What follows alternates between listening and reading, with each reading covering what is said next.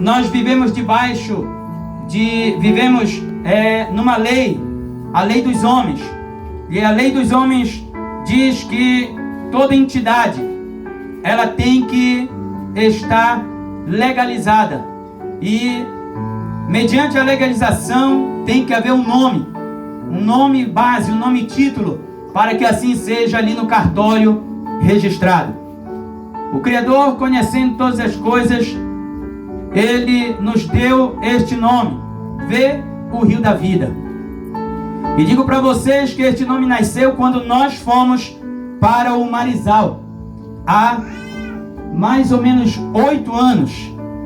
Quando nós fomos ali para abrir a obra levantado pelo Criador, eu servi ao Criador na Magno de Araújo, e o Criador nos levantou, e o saudoso Afonso, pastor meu, ele, no dia da apresentação, ali naquele templo, os outros pastores que estavam lá, diziam assim, congregação Beira Rio, congregação não sei o que. Ele chegou no pé do meu ouvido, e disse assim, Aldri, o nome vai ser Vê o Rio da Vida. Eu olhei para ele, e como eu estava ao aguardo do tempo em que o Criador iria me levantar, tudo para mim era um sinal que eu pegava e guardava para colocar em prática mais tarde. Até o canto de um passarinho eu guardava para ver se o Criador não estava falando nada comigo, se Ele estava falando alguma coisa comigo através daquele canto. Escute, há 13 anos é o tempo que eu estou servindo ao Criador pela graça e misericórdia do Senhor, juntamente com a minha esposa e agora a minha família. Quando eu ainda era do mundo católico, apostólico e romano, de toda a minha trajetória quanto religioso, foi a primeira vez que eu ouvi o Criador falar comigo, ainda sendo católico, apostólico, romano. E ali o Criador desenrolou para mim o seu projeto, o meu chamado. E a partir dali tudo mudou na minha vida. Porque, queridos, quando foi isso? Quando ainda sendo católico, em 2005 eu comecei a ler a Bíblia, terminando em 2006. A partir dali, muitas coisas mudaram. Então o Criador fala comigo quando eu ainda servia ao pecado. O ministério é necessário por conta da lei.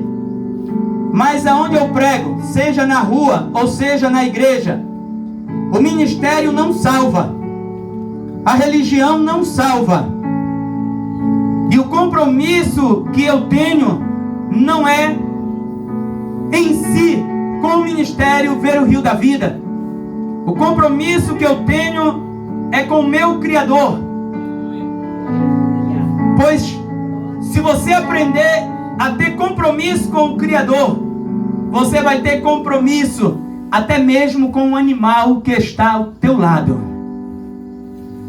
Mas quando não se tem compromisso com o Criador, você é uma pessoa desatenta, distraída, e não consegue enxergar muitas coisas, a não ser quando elas já estão batendo na tua testa.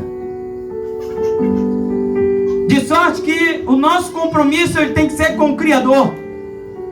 O ministério, a placa Ver o Rio da Vida, identifica-nos não como cristãos, mas identifica-nos como quem está servindo ao Criador por meio de um ministério. Mas o que nos identifica como cristãos são as nossas obras. Porque quando nós vamos pegar, por exemplo, esta palavra cristãos, ela vem de pequenos cristos, seguidores de Cristo, é um termo grego. O apóstolo Paulo ele diz assim: sejam meus imitadores. Este homem, ele teve ousadia de chegar na igreja, aos irmãos em Galácia, e dizer assim: sejam meus imitadores, como eu sou de Yahshua Cristo. E eu fico pensando pensando no contexto que nós estamos vivendo e digo para mim mesmo: será que nós podemos ter tal ousadia também?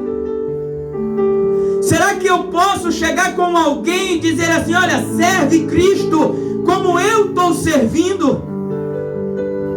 Será que eu tenho condições espirituais de chegar com alguém e dizer assim: serve aquele que te deu a vida como eu também estou servindo? Analise-se. A igreja Ver o Rio da Vida, os irmãos, o ministério Ver o Rio da Vida é simplesmente uma questão terrena, porque se não fosse terrena, iria ficar assim: a igreja que se encontra no outeiro, a igreja que se encontra na Água Boa, a igreja que se encontra na Pratinha 1, a igreja que se encontra na Pratinha 2, a igreja que se encontra no Tenoné, no Maguari, a igreja que se encontra em Curuçá, e assim ia, e assim por diante. Queridos, o apóstolo Pedro, ele escreve, e foi muito bem citado aqui pelo pastor André, aos estrangeiros. Quem é estrangeiro aqui? Todos nós somos estrangeiros, porque a nossa pátria não é esta. A nossa pátria não é esta. Esta aqui é provisória. Logo, esta pátria, nós teremos que deixá-la, porque nós não somos, como disse Yausha para o Pai, eles estão no mundo, mas não são do mundo. Ou seja, nós somos estrangeiros nesta terra. Tem muitas pessoas que enfincaram seus pés nesta terra como árvores, criaram raiz. E o apóstolo Paulo, o maior paladino da igreja primitiva, ele diz: se nós esperássemos em Cristo somente nesta terra, seríamos os mais miseráveis de todos os homens. Queridos, a Bíblia Sagrada, neste texto, ela vem falar assim: aos eleitos. O apóstolo Pedro, escrevendo aos irmãos, ele diz assim: aos eleitos. Quem são esses eleitos? Quando eu vou buscar a Bíblia Sagrada, o estudo na Bíblia Sagrada, eu vou encontrar os eleitos como o conjunto dos verdadeiros crentes. Por que eu entendo desta forma? Porque eleição nos indica que houve uma seletiva. Uma seletiva para morar no céu.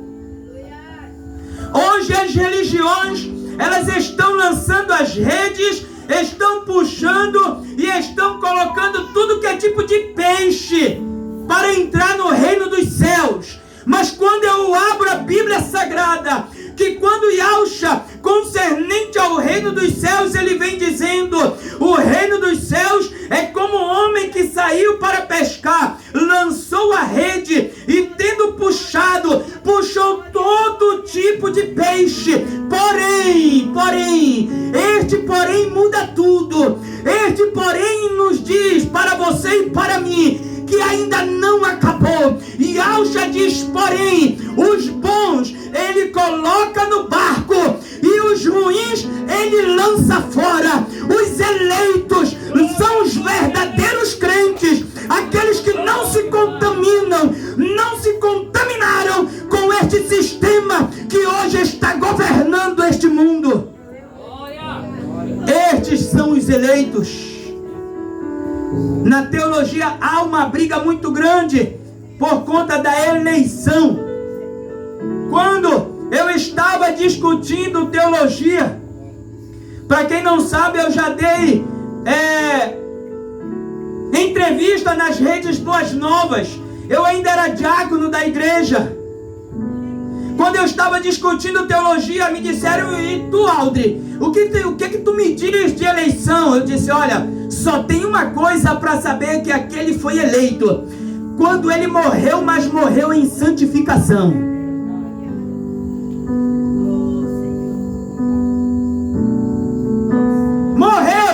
Morreu fulano, mas a vida dele, ele era crente. Esse foi eleito.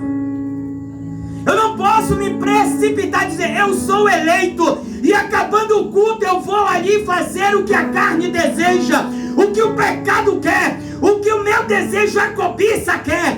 Aí eu logo estou dizendo o quê? Que eu estou com hipocrisia, porque no altar eu digo que eu sou eleito do eterno, e logo após o altar eu começo a negar o eterno com as minhas obras. Queridos, quando Yahusha, ele começa o seu ministério, ele começa ali à beira do Rio Jordão, ele vê alguns homens que estavam ali consertando a rede, e ele diz assim, olha, largai a rede, vem após mim e segue-me. E a partir daí a Bíblia mostra Cristo escolhendo ali alguns homens. Até então nós não sabíamos quantos seriam, mas no desenrolar da eleição, porque eu digo agora, sem precipitar a palavra, porque quem escolheu não foi eu, quem escolheu não foi o homem. O homem não é onisciente, onipresente e onipotente. O homem só sabe o que ele enxerga, só fala o que ele ouve. Quando ele fala o que não ouve, ele peca, porque ele corre risco de falar aquilo que não ouviu. E quando ele fala o que ele não enxerga, ele corre risco de pecar também, por falar aquilo que não viu. E é por isso que eu digo, os eleitos, por quê, queridos? Porque quem escolheu foi Yahusha. E quando Yahusha escolheu, para quem não sabe, Yahusha é o nome do Salvador. Quando Yahusha escolheu os 12, ele já sabia que os 12, escute igreja, já sabia que os 12 iriam se garantir no ministério. Ele já sabia. Até mesmo o mais atirado Pedro, quando Cristo estava ali no Getsemane e os soldados romanos vêm para agarrar Cristo, quando Cristo pergunta, a que vieste? Aleluia. E eles disseram, viemos prender a Cristo. Ele disse, sou eu. Então, o que acontece? Pedro saca da sua espada, corta a orelha de Malco. Até mesmo Pedro, que era atirado, que falava sem pensar, que com ele tudo era na faca, até mesmo ele, Cristo sabia que mais tarde ele se tornaria também aquele que não negaria. Até mesmo Pedro, que chegou com Cristo e disse, Cristo, eu vou contigo até a morte. Cristo disse, olha, hoje Satanás me pediu para cirandar contigo como trigo. Tu vais me negar. Não, eu não vou te negar. Tu vai, eu não vou, tu vai. Mais tarde, convertido, Pedro, quando vão para pendurar ele na cruz, ele diz, olha, me pendura de cabeça para baixo, porque eu não sou digno de ser pendurado como meu mestre. Cristo escolheu todos pela sua presciência, disse Pedro. Os eleitos. Cristo sabia muito bem quem ele estava escolhendo. Homens que iriam segurar o tranco mais tarde. Não é como hoje, que a religião levanta hoje, aleluia, não criva, não prioriza, não examina, já levanta no pecado e traz escândalo para a igreja. Levanta porque muitas vezes o dízimo é alto. Levanta porque o status dele é bom. Levanta porque o pastor se engraçou com ele e sai levantando. Não há uma eleição, não há um crivo. Pastor, como é que o senhor vai fazer uma eleição na vida de um homem? É simples, quem lê a Bíblia vai saber. Aquele que almeja episcopado, excelente obra almeja. Contudo, se for marido, ele tem que ser marido de uma só mulher. E não pode tratar sua mulher como um animal. Tem que amar a sua mulher como Cristo amou a igreja. Se tem filho, Os filhos têm que estar debaixo da doutrina. Se o filho errar, tem que pegar a vara. Aí a gente vai começar a entender como é que Cristo faz a eleição na vida de homens. Queridos, há 8 anos, ou melhor, há 8 anos, quando nasceu, quando foi para ali, haviam 3 homens para ir para lá. Eu e mais 2. Um era recém-formado na advocacia. O outro já tinha um consultório de odontologia. E eu, a orelha seca da vez. Me formei pedreiro, vigilante. Mas qualquer coisa eu sei fazer. Para a honra e glória do eterno Criador. O pastor chegou com o outro e disse assim: olha, quem vai para lá? O saudoso Afonso chegou com ele e disse: olha, manda o Aldre. Mas por que o Aldre? O Aldre se garante no tranco. Palavras não minhas, do meu pastor saudoso, que se ele tivesse vivo ele estaria aqui. Eles mandam o Aldre, que o Aldre aguenta o tranco. O outro disse: não, nós temos aí um médico e nós temos um advogado. Resultado: como a obra do Criador não é dos homens, foi o Aldre ainda com cabelo para o Marizal.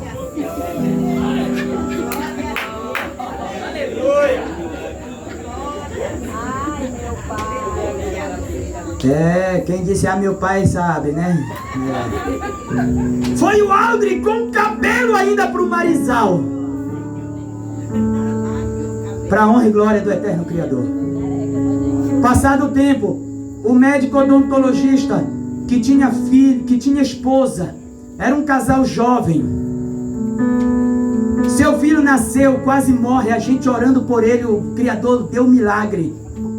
Passados dias, ele se desvia, larga a mulher, adultera, está casada com outra e o casamento é outro. E o que é advogado? Queridos, é estreito. O Criador sabe bem quem ele escolhe. O Criador sabe bem quem ele coloca. Quando Pedro diz assim: os eleitos que foram eleitos pela presciência do Criador, muitos podem dizer: ele se levantou no ministério, como muitos têm falado. Até mesmo neste outeiro foi falado aqui: essa igreja é nova. Deixa eu te dizer, novo é a forma que a gente adora, porque a gente aprendeu a adorar como a igreja primitiva. Não tem adoração melhor do que a adoração daquela igreja primitiva. E é dos novos que o Criador gosta. Sabe por quê? O Criador disse assim: lembro-me de ti quando era jovem. Tem velho que não abre a boca nem para... Só abre a boca para comer mesmo. Mas para glorificar o nome do Criador... Tem velho que vai para a igreja. Eu digo velho não de idade, crente que já se diz velho. Vai para a igreja quando o novo, que está no amor, no primeiro amor, está desejoso. Ele entra na igreja, dá frio na barriga, frio na espinha. Ele entra na igreja e começa a tremer. Quando ele começa a glorificar o crente que se acha velho, ainda diz para ele: cala a boca que está me atrapalhando. Se tu não adora, não atrapalha quem adora. Se tu não abre a boca, a não ser para escrotear os outros, não atrapalha quem quer louvar e adorar o eterno Criador. Não. Uma vez na igreja, uma irmã, a outra estava só: glória, glória. A irmã chegou com ela: irmã, a senhora está atrapalhando, irmã. Querido, nem precisa dizer que a irmã que disse que a outra estava atrapalhando pagou um preço. Não mexe com o ungido do Criador. Se tu não sabe adorar, aprende de quem sabe. Aprende. Lá na Magno de Araújo tinha um senhor, irmão, deixa eu ver se eu me lembro. Ele era carinhosamente chamado como Glória. Viana. Irmão Viana. Rapaz, quando ele pregava, o irmão dizia: Glória!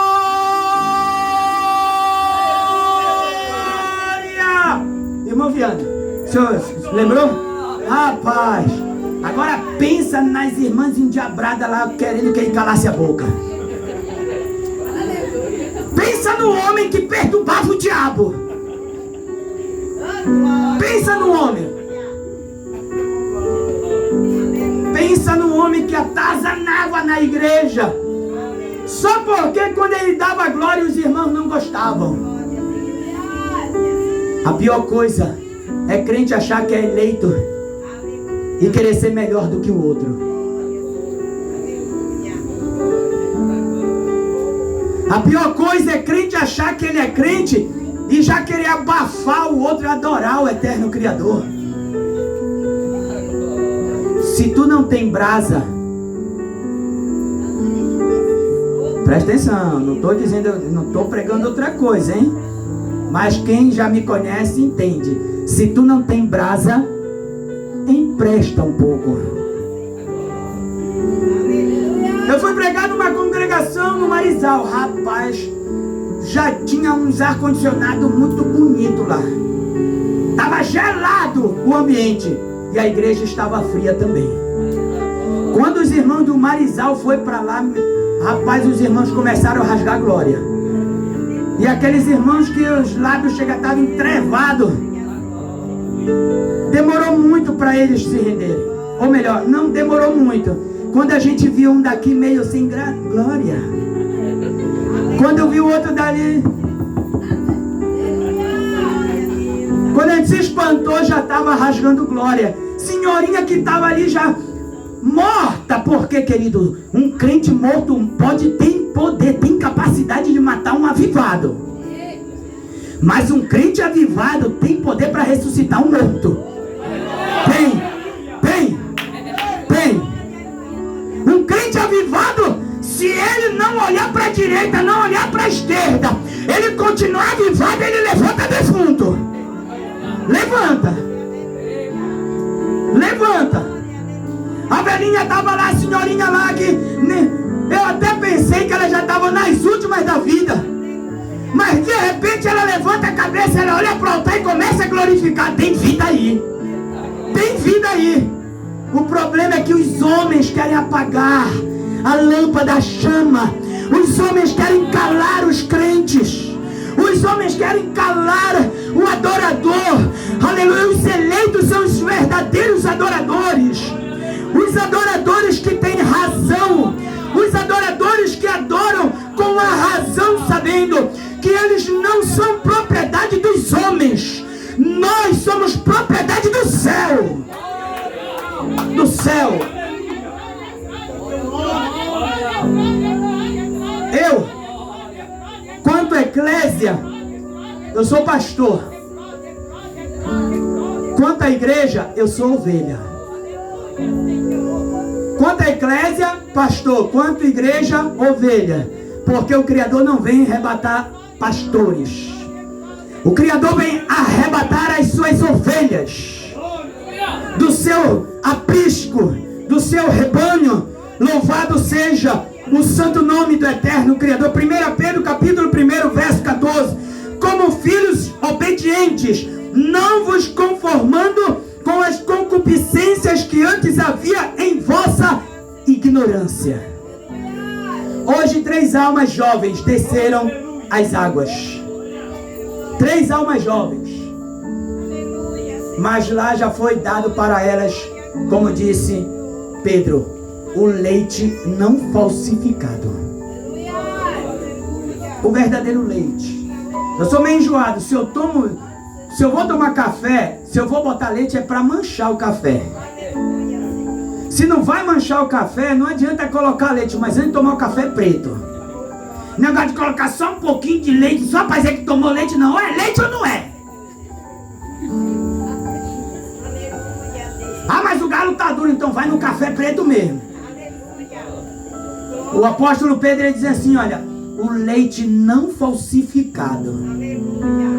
Tem gente que gosta muito de leite, toma qualquer leite. Não, quem gosta não toma qualquer leite.